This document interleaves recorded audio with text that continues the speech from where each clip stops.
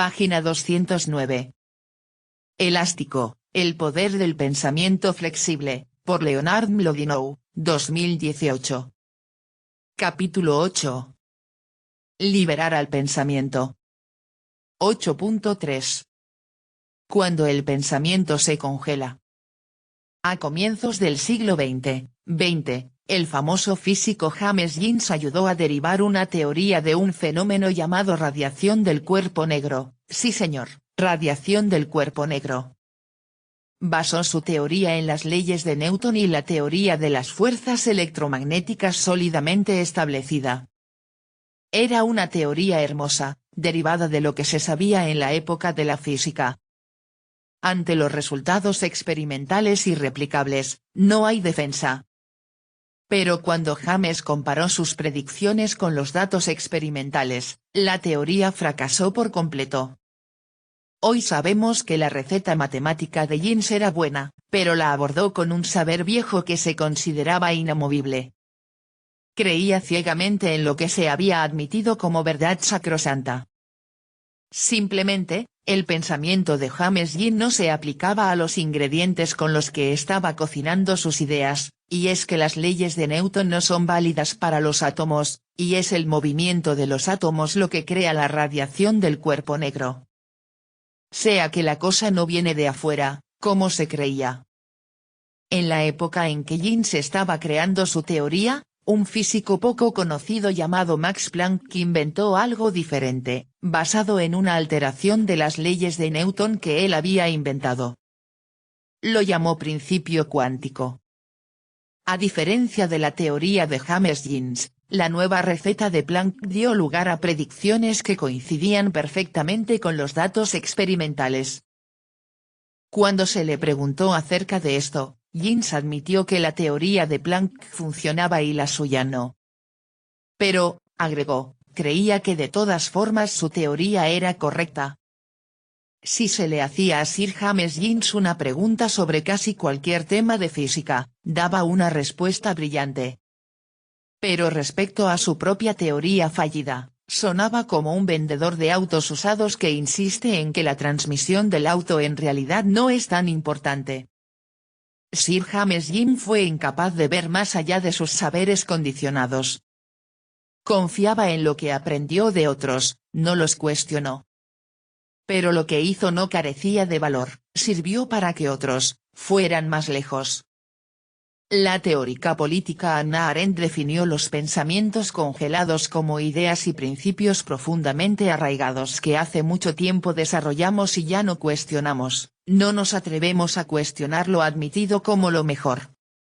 Se considera que ya no hay más que agregar.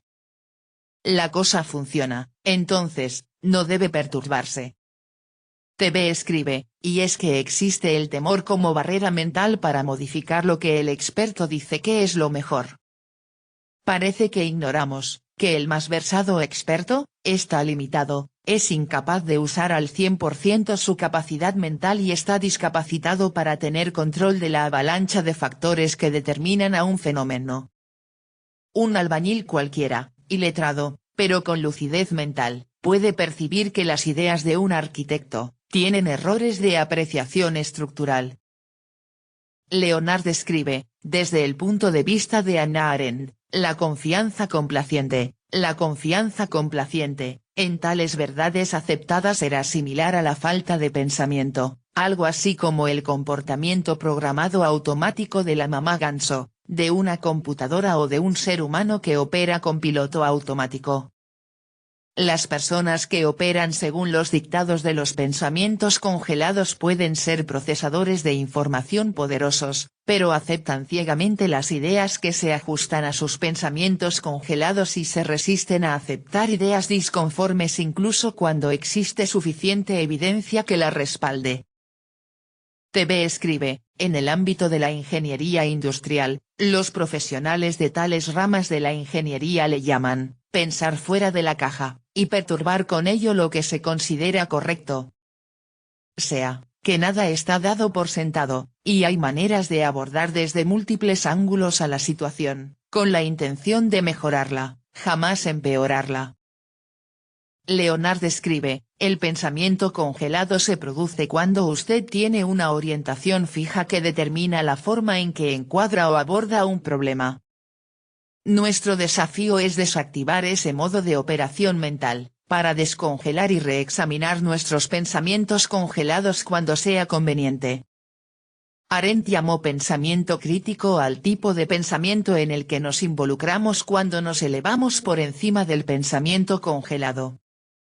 Para Arendt, quien estaba interesada en los orígenes del mal, pensar críticamente era un imperativo moral. En ausencia del pensamiento crítico, una sociedad puede seguir el camino de la Alemania nazi, un riesgo que en la actualidad todavía está presente en muchos países. Y, sin embargo, señaló Arendt, un número sorprendente de personas no piensa de manera crítica. La incapacidad para pensar, en forma crítica, no es estupidez, escribió. Se puede encontrar en personas muy inteligentes. Es irónico que el pensamiento congelado sea un riesgo particular si usted es, al igual que Sir James Jeans, experto en algo.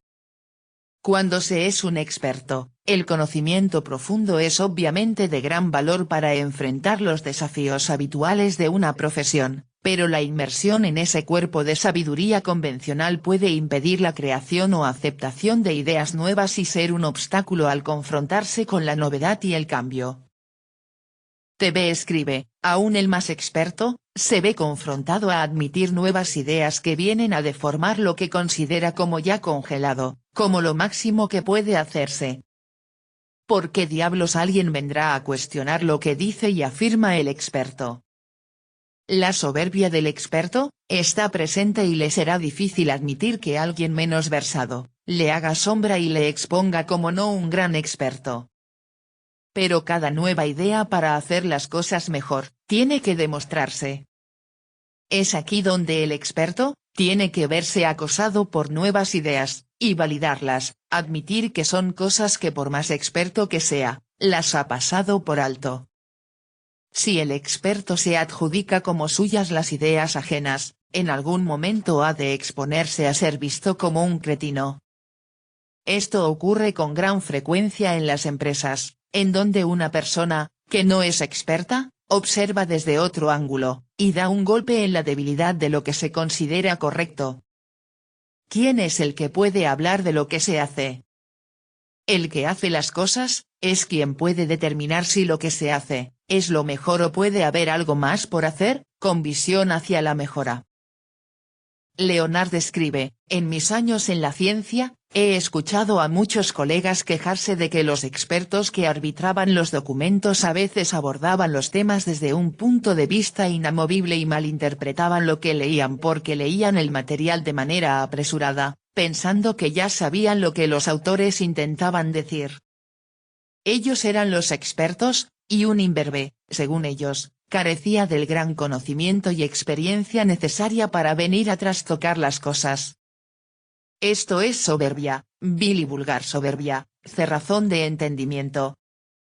Del mismo modo que un golfista experimentado tendría dificultades para modificar el tan practicado golpe que está codificado en su corteza motora, también un pensador profesional puede tener dificultades para eliminar las formas convencionales de pensar alojadas en su corteza prefrontal.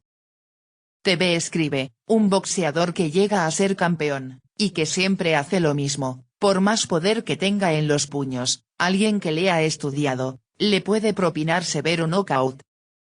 Y es que siempre, hay que ser cambiante en la forma de resolver problemas, para tener un arsenal de posibles artimañas que sirvan para mantener una posición de poder y de prestigio. Leonard escribe.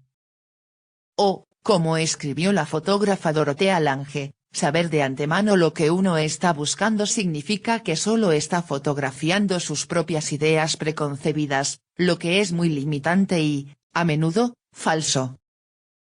TV escribe, uno sabe lo que busca, pero debe comprender que las condiciones del entorno, son cambiantes, ya que siempre cambian los estímulos, los factores del éxito. Si uno no sabe lo que busca, andará dando golpes a ciegas. Leonard escribe. El pensamiento congelado ha asolado las carreras de los científicos y ha arruinado la salud de muchas empresas, pero un contexto en el que es todavía más peligroso es el de la medicina, y los investigadores de la salud pública apenas han empezado recientemente a descubrir sus ramificaciones. Por ejemplo, si usted va a dar al hospital, es natural que quiera que lo traten los médicos más experimentados, los más viejos, no los recién egresados de la facultad. ¿Por qué usted quiere eso? Pero de acuerdo con un estudio de 2014, sería mejor que lo trataran los novatos. TV escribe, ¿querrías que un recién egresado, un novato de medicina, se haga cargo de tu corazón, que tome decisiones acerca de lo que debe hacerse cuando no se le ha muerto un paciente? ¿Querrías ser tu parte de su estadística de efectividad? Siendo así, que la novatez es algo bueno, entonces, ¿podría una nación elegir como presidente nacional a un recién egresado de ciencias políticas, con 24 años de edad? Leonard escribe, el estudio, acerca de que es mejor ser tratado por novatos, apareció en el Journal of Medical Association, JAMA. Examinó 10 años de datos tomados de decenas de miles de ingresos hospitalarios y encontró que la tasa de mortalidad de 30 días entre los pacientes de cuidados intensivos de alto riesgo era un tercio más baja cuando los mejores médicos estaban fuera de la ciudad, por ejemplo, cuando salían a dar conferencias. El estudio de JAMA no identificó los motivos de la disminución de la tasa de mortalidad, pero los autores explicaron que la mayoría de los errores cometidos por los médicos estaban relacionados con una tendencia a formar opiniones rápidamente, con base en la experiencia previa. En los casos que no son rutinarios, eso puede ser engañoso, porque los médicos expertos pueden pasar por alto aspectos importantes del problema que no concuerdan con su análisis inicial. Como resultado, aun cuando los médicos jóvenes puedan ser más lentos y sentirse menos seguros en el tratamiento de casos comunes, pueden ser más abiertos en el manejo de casos inusuales o en el tratamiento de pacientes con síntomas menos evidentes. Ese hallazgo alarmante respaldó otro audaz estudio publicado en una desconocida revista médica israelí. La pregunta que se abordó en esa investigación fue si los médicos sumidos en el pensamiento congelado prescribían medicamentos con demasiada facilidad y sin un examen suficiente de las circunstancias específicas de cada paciente. En particular, es posible que un médico en piloto automático no preste la debida atención a las interacciones de los medicamentos que receta con los muchos otros medicamentos que el paciente ya está tomando. TV escribe, significa que el experto, se confía, se mueve según una experiencia que le ciega y considera que es inamovible, que todos los casos caen dentro de una categoría que domina. Pero respecto al organismo humano, suponer tal cosa es un claro indicador de ceguera de taller, de soberbia, de prepotencia que ignora que, en esa profesión, la de médico, ningún organismo humano es idéntico a otro. Leonard escribe, para probar esa posibilidad, los científicos reclutaron a 119 pacientes en hogares geriátricos. Sus sujetos habían estado tomando un promedio de 7 medicamentos al día. Con un seguimiento cuidadoso, los investigadores suspendieron aproximadamente la mitad de los medicamentos. Ningún paciente falleció ni sufrió efectos secundarios graves al suspender los medicamentos, y casi todos informaron una mejoría en la salud. Más importante aún, la tasa de mortalidad entre los participantes en el estudio fue mucho más baja que la de un grupo de control cuyos miembros habían continuado con sus medicamentos. Es un dogma médico que los medicamentos prolongan la vida, pero eso puede resultar contraproducente cuando los médicos están congelados en el enfoque del libro de texto para todos los pacientes. TV escribe, los organismos humanos no pueden ser colocados en categorías de fallas fisiológicas y el antídoto general. La medicina no puede asumir que somos robots, que se mueven gracias a ciertos arreglos mecánicos y de potencia eléctrica. Una vacuna puede no presentar efectos en algunos, pero a otros, los puede conducir al desperfecto, a la muerte, pero al ser considerada una vacuna, la muerte del paciente, ya está exonerada. Leonard describe, el tipo de pensamiento elástico por el que deben luchar los médicos y el resto de nosotros que podríamos ser expertos en algo se ilustra bien mediante un caso de estudio simple que apareció en otro artículo de la JAMA. Sea el caso de un niño de 6 años de edad llevado al pediatra por problemas de conducta. Después de hablar con la madre y el niño, el pediatra llegó a la conclusión de que los síntomas indicaban un diagnóstico de TDAH, y derivó al paciente a exámenes psicoeducativos. Luego, la madre mencionó de pasada que el niño, quien era asmático, había estado tosiendo mucho últimamente y usaba su inhalador para el asma con más frecuencia de lo habitual para tratar de controlar la tos. En lugar de permitir que su diagnóstico previo cerrara su mente, el médico asimiló esta nueva evidencia, que la hiperactividad puede ser un efecto secundario del medicamento en el inhalador para el asma. Así que pospuso la prueba y prescribió otro medicamento para el control del asma de modo que el niño no tuviera que usar el inhalador con tanta frecuencia. Al final resultó que eso resolvió el problema. Página 213. TV escribe, me parece incorrecta esa idea tan simple, de que es mejor ser tratado por un médico recién egresado, un novato en cuestiones tan delicadas como lo es la salud del organismo, del paciente. Le preguntan a un médico, ¿cuántas operaciones a corazón abierto has llevado a cabo? Y si el médico dice que ninguna y esa es la primera, el paciente tal vez sepa que está expuesto a una decisión errada.